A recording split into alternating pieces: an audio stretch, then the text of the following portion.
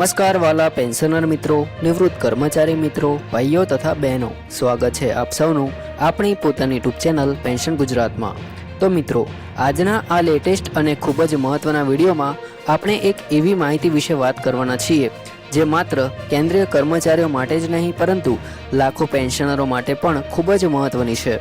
જો તમે નિવૃત્ત પેન્શનર છો અથવા તમારા પરિવારમાં કોઈ સરકારી કર્મચારી કે પેન્શનર છે તો આજનો આ વિડીયો તમારા માટે ખૂબ જ ઉપયોગી સાબિત થવાનો છે।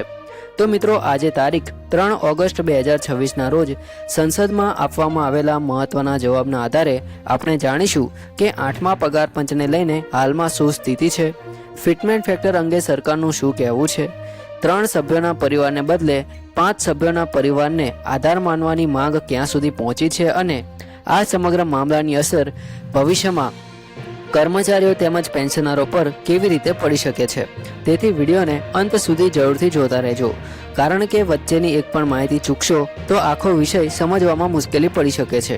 અને મિત્રો, જો હજી સુધી તમે અમારી ચેનલ પેન્શન ગુજરાતને સબસ્ક્રાઇબ નથી કરી તો અત્યારે સબસ્ક્રાઇબ કરી દેજો, કારણ કે દરરોજ પેન્શન, કર્મચારીઓ, સરકારના નવા નિયમો અને અધિકૃત અપડેટ સૌથી પહેલા આપ સુધી પહોંચાડવાનો અમારો સતત પ્રયત્ન રહે છે। તો ચાલો મિત્રો, હવે શરૂ કરીએ આજનો મહત્વનો વિષય। તો સૌથી પહેલા વાત કરીએ 8મા પગાર પંચ વિશે। તો મિત્રો, છેલ્લા ઘણા મહિનાઓથી કેન્દ્રીય કર્મચારીઓ અને પેન્શનરો વચ્ચે સૌથી વધુ ચર્ચાનો વિષય જો કોઈ રહ્યો હોય તો તે છે 8મો પગાર પંચ।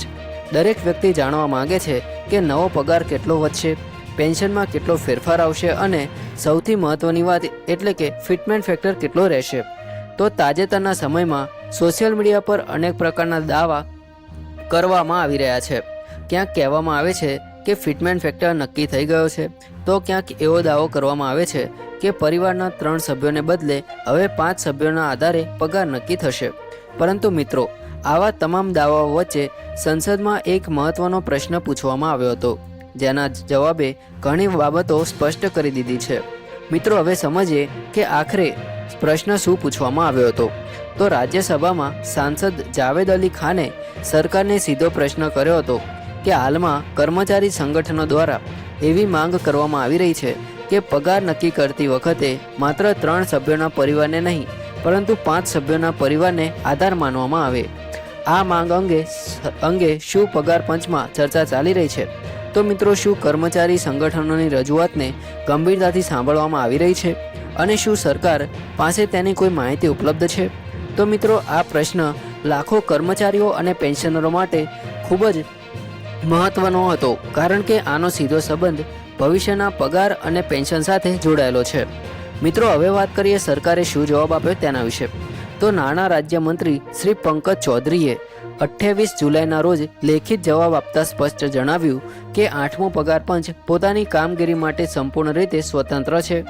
સરકારે કહ્યું કે 3 નવેમ્બર 2025ના રોજ જ્યારે 8મા પગાર પંચની રચના કરવામાં આવી હતી ત્યારે જ તેને સ્વતંત્ર રીતે કામ કરવાની જવાબદારી આપવામાં આવી હતી। તેના નિયમોમાં ક્યાંય એવું લખાયેલું નથી કે પગાર પંચ પોતાની દરેક બેઠક, દરેક ચર્ચા અથવા દરેક આંતરિક પ્રક્રિયાની માહિતી સરકારને આપશે। એટલે હાલમાં સરકાર પાસે એવી કોઈ માહિતી ઉપલબ્ધ નથી કે અત્યાર સુધી કેટલી બેઠકો યોજાઈ, કયા કર્મચારી સંગઠનો સાથે ચર્ચા થઈ છે અથવા 3 સભ્યોના બદલે 5 સભ્યોના પરિવાર અંગે કોઈ નિર્ણય લેવામાં આવ્યો છે કે નહીં।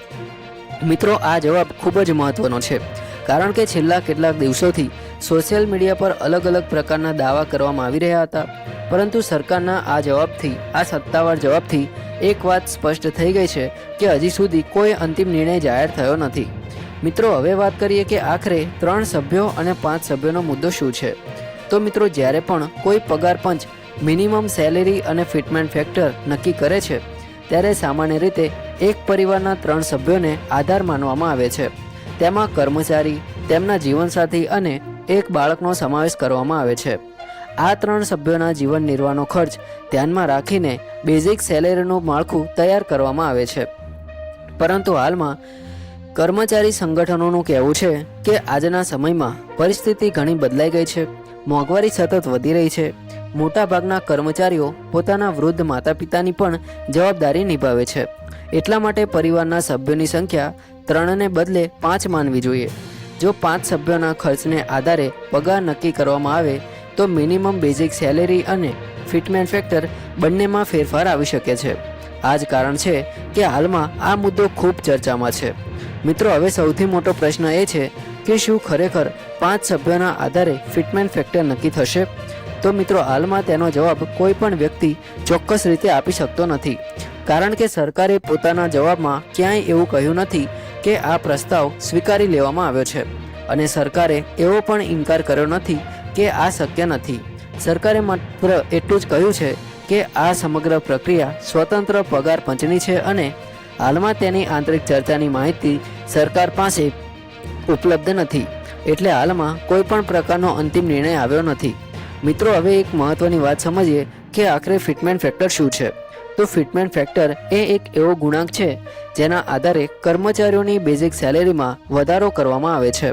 નવો પગાર કેટલો થશે, બેઝિક પે કેટલી બનશે અને ત્યારબાદ મળનારા અન્ય લાભોની ગણતરી કેવી રીતે થશે, તેમાં ફિટમેન ફેક્ટરની મહત્વપૂર્ણ ભૂમિકા હોય છે. માત્ર એટલું જ નહીં, ભવિષ્યમાં પેન્શન અને નિવૃત્તિ પછી મળનારા અનેક લાભો પર પણ તેની અસર પડી શકે છે. આ કારણે જ લાખો કર્મચારીઓ અને પેન્શનરો આ મુદ્દા પર સતત નજર રાખી રહ્યા છે. મિત્રો, હવે પ્રશ્ન એ થાય છે કે પેન્શનરો માટે આ સમગ્ર અપડેટનો અર્થ શું છે? તો મિત્રો, સૌથી મહત્વની વાત એ છે કે હાલમાં કોઈ અંતિમ નિર્ણય આવ્યો નથી, એટલે સોશિયલ મીડિયા પર ફરતા દાવાઓ અથવા અફવાઓ પર વિશ્વાસ કરવાની જરૂર નથી. જ્યાં સુધી સત્તાવાર જાહેરાત ન થાય ત્યાં સુધી કોઈ પણ પ્રકારની માહિતી સાચી માની લેવી યોગ્ય નથી. સરકારે પોતે સંસદમાં સ્પષ્ટ કહ્યું છે કે પગાર પંચ સ્વતંત્ર રીતે કામ કરી રહ્યો છે અને તેની આંતરિક પ્રક્રિયાની માહિતી સરકાર પાસે ઉપલબ્ધ નથી, એટલે અધિકૃત જાહેરાતની રાહ જોવી એ જ સૌથી યોગ્ય માર્ગ છે. મિત્રો, જ્યારે પણ 8મા પગાર પંચ તરફથી કોઈ સત્તાવાર નિર્ણય કરવામાં આવશે અથવા સરકાર દ્વારા કોઈ પણ અધિકૃત જાહેરાત કરવામાં આવશે ત્યારે તેની સંપૂર્ણ અને સાચી માહિતી અમે સૌથી પહેલાં આપ સુધી પહોંચાડવાનો પ્રયત્ન કરીશું.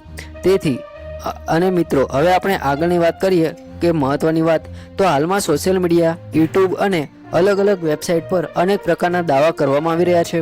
કોઈ કહે છે કે ફિટમેન ફેક્ટર નક્કી થઈ ગયું છે, તો કોઈ કહે છે કે હવે 5 સભ્યોના પરિવારના આધારે જ પગાર નક્કી થશે. પરંતુ સંસદમાં સરકાર દ્વારા આપવામાં આવેલો આ જવાબ તમામ ચર્ચાઓ વચ્ચે એક મહત્વની સ્પષ્ટતા કરે છે. સરકારે પોતાના જવાબમાં ક્યાંય પણ એવું જણાવ્યું નથી કે 5 સભ્યોના પરિવારનો પ્રસ્તાવ સ્વીકારી લેવામાં આવ્યો છે. સાથે સાથે સરકારે આ માંગને નકારી પણ નથી. સરકારનું માત્ર એટલું જ કહેવું છે કે 8મો પગાર પંચ એક સ્વતંત્ર સંસ્થા છે અને તે પોતાની રીતે તમામ બાબતોનો અભ્યાસ કરીને નિર્ણય લેશે. મિત્રો, તમને આ માહિતી ઉપયોગી લાગી હોય તો વિડીયોને લાઇક કરજો અને ચેનલને સબસ્ક્રાઈબ કરવાનું ભૂલતા નહીં. જય હિન્દ, વંદે માતરમ.